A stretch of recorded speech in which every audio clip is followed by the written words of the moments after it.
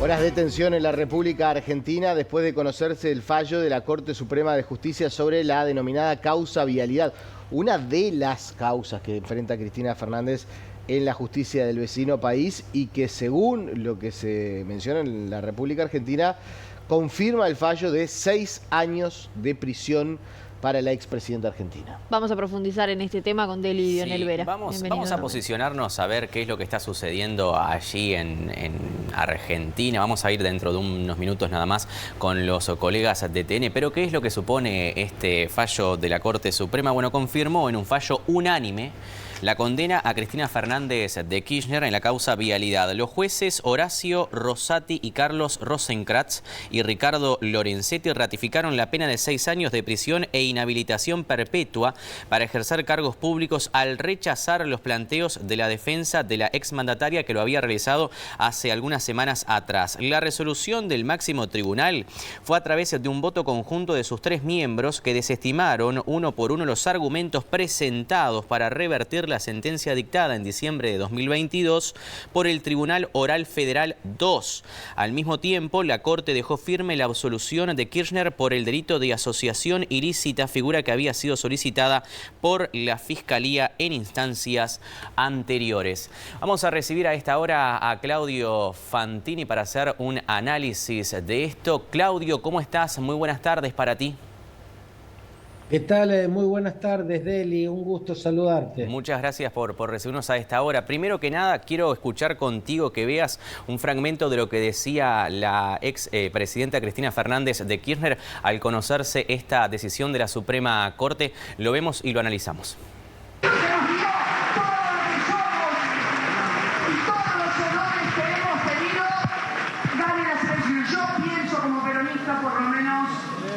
Y voy a seguir pensando siempre de esa manera. Por eso digo, el poder económico puede tropezar una vez con la misma piedra, pero no dos. Y saben que somos los únicos que podemos construir una alternativa cuando esto se desplome. Porque esta tranquilidad de un dólar pisado y de miles de millones de dólares que siguen tomando prestados y que algún día habrá que devolver y no demasiado lejano, anuncian la crónica de una muerte final. Esto no tiene final feliz. El poder económico lo sabe y necesita que cuando este monigote que tenemos de presidente no les sirva más.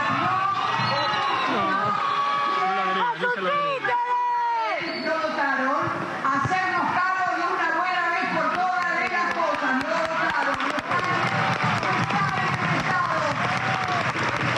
Está porque lo votaron.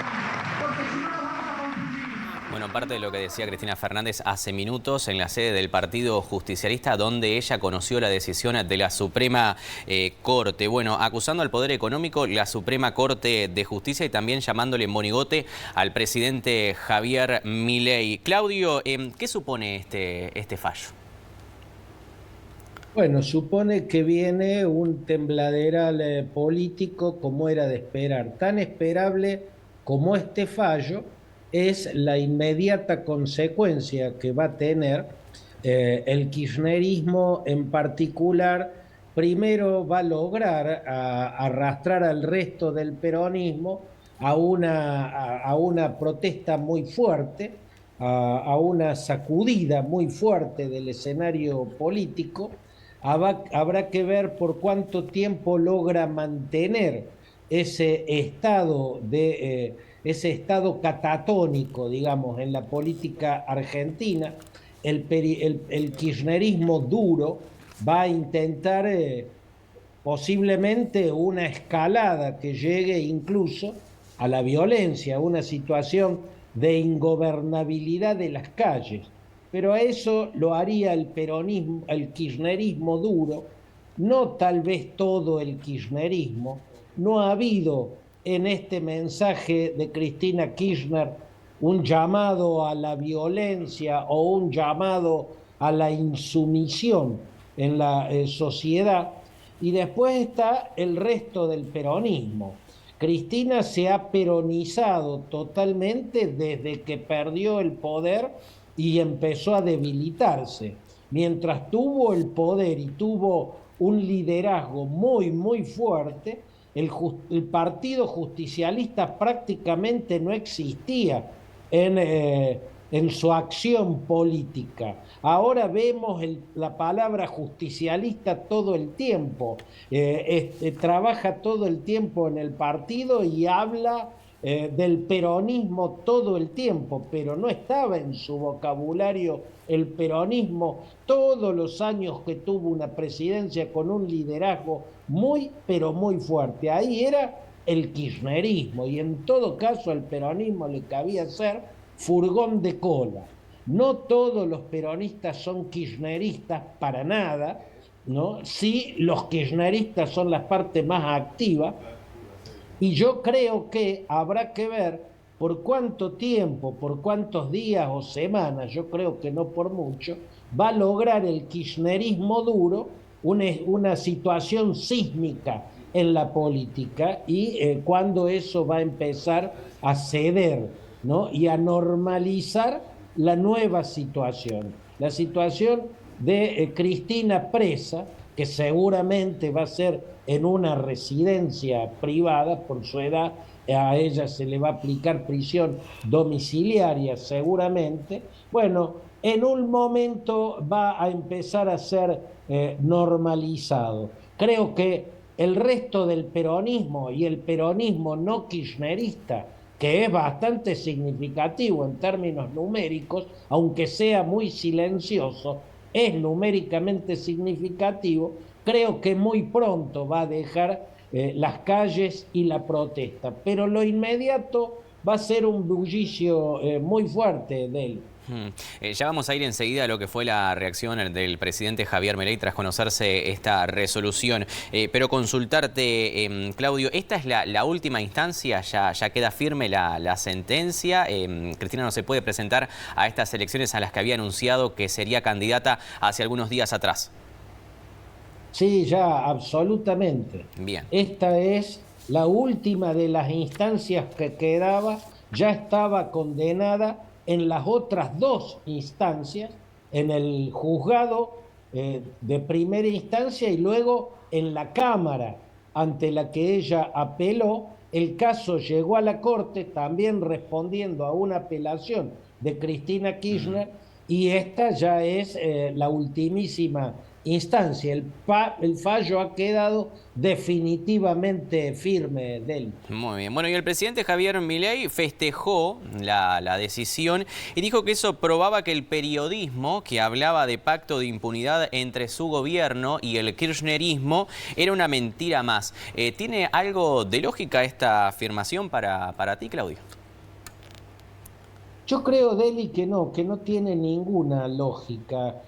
Milei tiene un odio muy visceral, muy oscuro y viscoso contra el periodismo, y lo ejerce en los momentos incluso en los que no tiene nada que ver el periodismo. En este caso, sí se cuestionó su intento de agrandar la Corte, y más con dos personajes que le respondían a él, y uno de ellos, lisa y llanamente, un juez impresentable de la ya de por sí turbia justicia de Comodoro Pi, como le dicen acá a la justicia federal en Buenos Aires, ¿no? Un juez absolutamente impresentable para la casi totalidad de los juristas argentinos y la totalidad de los periodistas que entienden en el caso.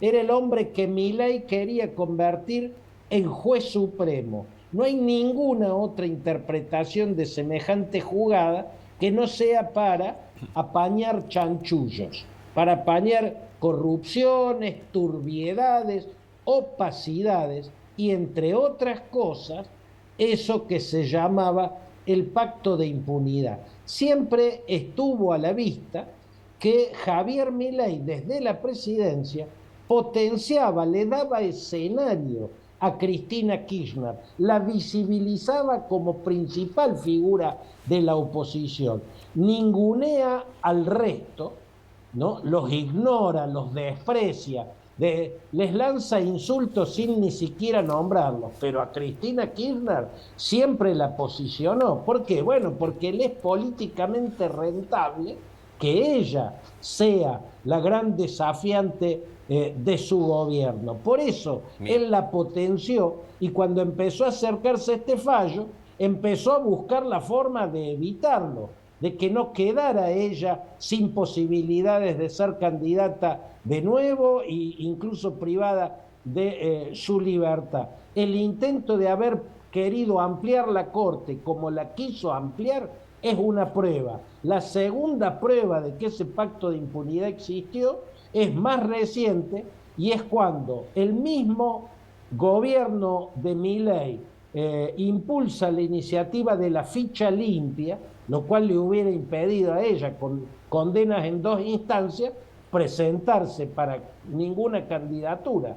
Pero es el propio Milei el que desactiva la ficha limpia, haciendo que los senadores de Misiones, que maneja Rovira, un peso pesado de la política en Misiones, se abstuvieran de votar e hicieran caer la ficha limpia. Esa jugada tramposa, ese doble juego, muestra indudablemente que Milei a Cristina la quiere adentro de la cancha, porque eso a él políticamente le es redituable. Bueno, muy bien, Claudio, te agradecemos por este completísimo análisis como siempre, ¿eh? Abrazo grande, Del. Bueno, que pases muy bien. Bueno, análisis de Claudio Fandrini directamente desde Argentina tras conocerse esta resolución de la Suprema Corte. Para bajar a tierra, que es la causa vialidad, bueno, el delito de fraude es a la administración pública, es el delito de fraude a la administración pública. Pero para que ustedes tengan en cuenta cuáles fueron los argumentos o los ejes de la base en los que se basaron los jueces para tomar esta decisión a la que llegaron hace algunos minutos nada más. Bueno, entendían que Cristina Fernández de Kirchner y José López, ¿quién es José López? Es el ex secretario de Obra Pública, que también está condenado. Bueno, entendían que ambos eran la cabeza de las maniobras para defraudar al Estado entre 2003 y 2015. ¿De qué manera lo hacían? Bueno, a través de licitaciones irregulares. ¿Otorgadas a quién? A Lázaro Báez, a quien se lo sindicó también en algún momento como testaferro de Néstor Kirchner. Bueno, ¿qué era lo que pasaba? Se le otorgaba el 90% de toda la obra pública del país. Adjudicación express de obra pública a Lázaro Báez. Ustedes, como sabrán, las adjudicaciones llevan a veces hasta periodos de 1 año. Bueno, en este caso, ¿qué era lo que pasaba? Todo esto con investigación, ¿no?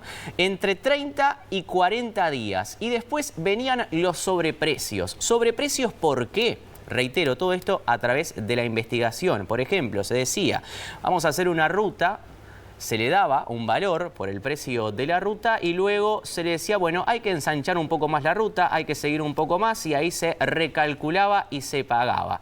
Por eso estamos hablando de los sobreprecios. La última es la ejecución incompleta de las obras. Se dejaban de forma incompleta, no se terminaban haciendo.